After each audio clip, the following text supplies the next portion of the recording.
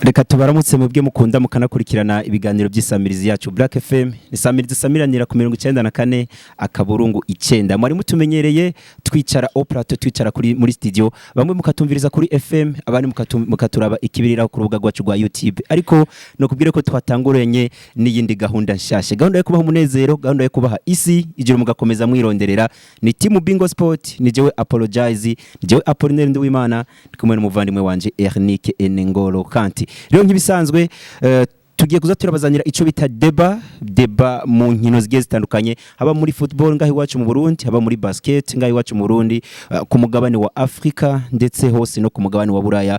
Tukagenda tubashiriraho ibiganiro. Urasabwa kuba wakoze subscribe, warayikoze reka tugushimire, ari gutarayikora umenye ko ugomba natwe kuba muri gahunda yacu yo kuba uri kumwe natwe ku mbuga zacu za YouTube. Ni Black Media mu ndome nkuru, ugahita ukora ku gakengeri, ibintu byose ucubona bitangura kwikora. Ikiganiro kigiye ko neza uhita ubibona, ibintu bigakomeza bimeze neza. Bwana Ernike, ndakuramukije muvandimwe wanje. Ndakuramutse. Umeze neza? Ndashima, nawe ni mpore. Muri gahunda shasha yo guha ibiganiro ku rubuga rwacu rwa YouTube abakunzi ba Bingo Sport, urayibona iraza gukomeza gute ko abantu nabo batanguye kubyishimira cyane? Iraza gukomeza neza, ahubwo no tunahimiriza n'abakunzi ba bikiganiro Bingo Sport ndetse na Black FM baje ko bagire bashira kamantuze bagira subscribe kuri ntuze kuri channel yacu ya YouTube. Musabwa gukora subscribe kugira ngo mubane natwe ibiganiro byose tugenda dushira ko ku rubuga rwacu rwa YouTube. Rero bona Ernike, tudatevye kugira ngo dutevye abakunzi bacu, nagomba tuganire gato kuri uno munsi uri hejuru, ihiganwa ry'umupira w'amaboko ngahi iwacu mu Burundi gifashe gute. Dufise imigwi myinshi, twaranye imigwi za Dinamo, twaranye imigwi y'Urunani, dufise imigwi nka Rezipo, Remesha, Jimukana, za Tigers ndetse n'ayandi ma equipe novuga yuko menshi cyane, haba ku ruhande rw'abigeme ndetse no ku ruhande rw'abahungu. Ariko no munsi nagomba tuganire ku cyitwa playoffs. Playoffs bwana Ernike, ibimeze gute ku barundi bakunda basket batarashobora gusobanukirwa playoffs uburyo ikinwamwo ndetse n'uburyo imeze? Playoffs novuga ko itabirwa n'ama equipe ashika kurane, abaya mbere muri VBL ibiriko yariko igende irikirana rangira. Giye kuraba no munsi bakinyara equipe zaba mu 8, havamo equipe zine zishobora kubiza mbere. Equipe y'Urunani yarangije ari ya mbere ifise na defete imwe, hakurikira equipe ya Dinamo yarangije ari ya kabiri ifise defete imwe, ko nizo zatsindanye hagati yazo. Hakurikira equipe ya Remesha yarangije ifise defete 3, ifise defete y'Urunani, yari ifise defete y'Urunani na defete ya Dinamo, na retour bongeragira defete y'Urunani na defete yandi na defete ya Dinamo, zari defete zine kuri equipe ya Remesha yarangije ari ya gatatu. Equipe ya kane yabaye Tigers mwa ma equipe yose mvuze y'Urunani y'aba Dinamo y'abaremesha zose zaragizene zarayitsinze. Rero novuga ko playoff yacitangura, abona ko umugwi w'Urunani wagerageje gutana mitwe na n'umugwi wa Tigers, mugano avuga ko zabaye insinzi 3 ubusa bwa Tigers, kuko game ya mbere Urunani rwarayitsinze, game ya kabiri Urunani rurayitsinda ariko akina Tigers, game ya gatatu yabaye ku munsi w'ejo ku mugoroba saha 10, aho equipe y'Urunani ikigenda yirahira equipe ya Tigers. Mugiye equipe ya Dinamo nayo ya kabiri yaciye Urunani ya gatatu, ya mbere aho ye ni ya kane. Kwa Remesha yabaye ya gatatu, Dinamo ya kabiri zaciye zihura, equipe ya Dinamo ishobora gutsinda nabo nyene insinzi 3 kubusa equipe yande equipe ya Remesha.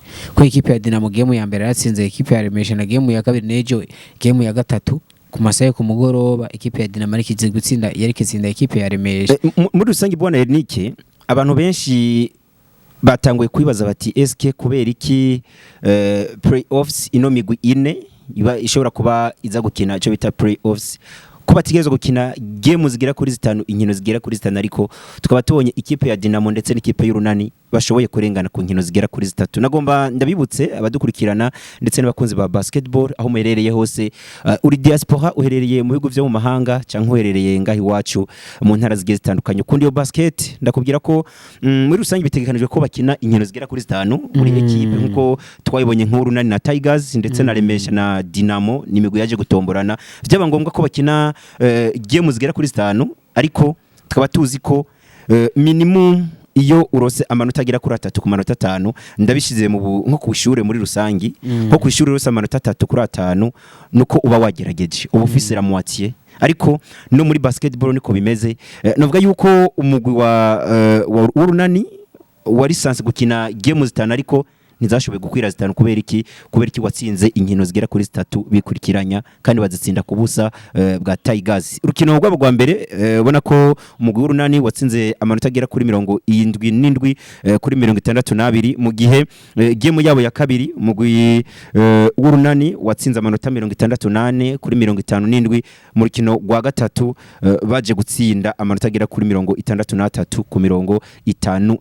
Aho ni ku ruhande rwa Dinamo nako urunani rubarose itike ryo kurengana muri finale kubera iki batsinze inkino zitatu kuri zitanu zasabwa umugwi wa Tigers. Mu gihe na Dinamo byagenze uko nyene batanguye batsinda Remesha amanota agera kuri 70 ku 47 bagaruka game yabo ya kabiri batsinda amanota 72 kuri 60 mu gihe game ya gatatu baje kwitsinda ku manota agera kuri 83 kuri 76 ya Remesha Basketball Club. Rero ubu tuvugana bageze muri finale. Bwana Ernike, kugira ngo nitubikishe irungu abakunzi bacu, ndagomba ugira kanalize gato. Tubonye ama equipe, twabonye abitwa ba Mark Targey, twabonye abitwa ba Jean-Jacques Bossy, twabonye abitwa ba Steven Sumiza bari bameze neza muri VBL. Ndagomba ugira akajambo gato uvuze ino basket iwacu. C'est vrai no mwaka weze twabonye finale ya Dinamo n'urunani ariko tugiye kuraba finale ya Dinamo n'urunani ariko bitandukanye cyane niyo twabonye ku mwaka uheze kubera iki amarecruitment twabonye ndetse na championnat uburyo twayibonyemo twagiye turabona ama equipe yagiye atera 3 chiffres kuva kuri Dinamo n'urunani bagiye kujya bagira 3 chiffres ariko twabonye nico bita recruitment zo ku rwego rwo hejuru. Ernike, analize y'amasegonda agira kuri 30 finale turaza kuba tuyibona mu isana mimeze gute ya basketball y'uno munsi. Ugiye kuraba byaragaragaye neza ko ama equipe nka Dinamo n'urunani ari hejuru cyane y'ama equipe nka za Tigers na za Remesha.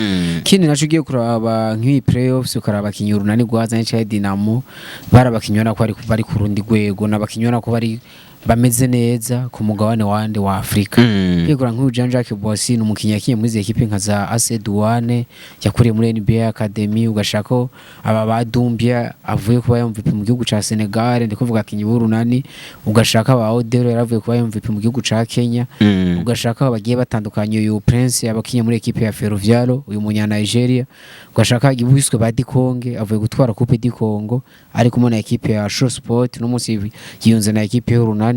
Ni equipe y'urunani ubona ko yagerageje kurukita amazina agiye atandukanye kandi uri gwakwira biraba ni equipe nako ihagaze neza. Game yejo bakinywa dafiswe gafyisi ahuye n'ikibazo cikubura umuvyeyi hari kwa coach wiswe Kocharo naye twabonye ko nabishoboye cyane. Turaja kuri equipe ya Dinamo yazanye abiswe basamukero sera iko ba MVP muri Samariga ariko muri na equipe ya Meroki bazanye ba Magtar Gay yareka kinira equipe ya Atalanta bazanye abiswe ba Israel Otobo yahoze muri equipe ya Dinamo avuye muri equipe ya APR bazanye abagiye batandukanye aba ba Sidibe yakiniye equipe ya Ferrovia muri Bar wiswe Ninjibere Joe Gibere yaka kinira equipe ya Kepler na shikana no muri playoffs yose yagarutse muri equipe ya Dinamo bacuma niho bari equipe nka Dinamo n'urunani finale yabo iza kuba ari finale iteye ubwoba muri kuko baza kuraba equipe iza kubitsinzi ishikanye intsinzi zine hagati ya Dinamo n'urunani kugira barabe kugira barashobore kuronka igirane itwara playoffs zose rukina n'igihugu neza. Muri rusange novuga neza yuko equipe ya Dinamo yari yubatse ifise n'umugozi cy'umuzungu equipe y'urunani yari yubatse novuga ko uri kuraba equipe ya Dinamo na equipe y'urunani ntihoza kuvuga ngo n'umunsi ngwazo zangu hasindiye kuko ni na equipe n'ama equipe muri VBL yarajagirane aratsindana imwe yatsinze urunani gwatsinze Dinamo muri phase yare phase ruturu Dinamo sindiki isinda urunani. Nuko bimeze rero ni finale ubona ko bazokina inkino zigera ku ndwi nyama nihenze ni inkino ndwi ariko equipe izotsinda inkino zine hagati y'urunani canke na Dinamo niyo izoba irose uburenganzira bwo kwitabira inkino zo mu karere ka Afrika izo bitwa BAL. Twayibonye mu mwaka weze itabira Dinamo no kurindira tukaraba ko dushobora kubona yindi challenge umugwi wa urunani Basketball Club na ukitabira canke tugasubira kubona Dinamo isubiye kwitabira inkino za BAL. Rero bakunze bacu mubwe twari kumwe reka tubashimire cyane tubipfurize no kugira ibihe byiza aho muherereye hose. Abo mumerewe neza tubabwire ati mukomeze kumera neza cyane ndetse abo bimeze nabi mukomeze kwihangana. Uno munsi birashobora kuba bimeze nabi ejo bikamera neza, ariko twebwe team Bingo Sport reka tubashimire cyane, twabanye neza. Murasabwa gukora subscribe kugira ngo muze murabona ibiganiro byacu tuza turabashira ko buri munsi. Yari apologize ndetse na mugenzi wanje Ernike, Imana irabakunda cyane. Black FM hejuru cyane, behind camera yari uwo bita Obe cameraman. Black FM hejuru cyane, hafi y'ibirenge by'Imana gato, ni yanje ni yawe.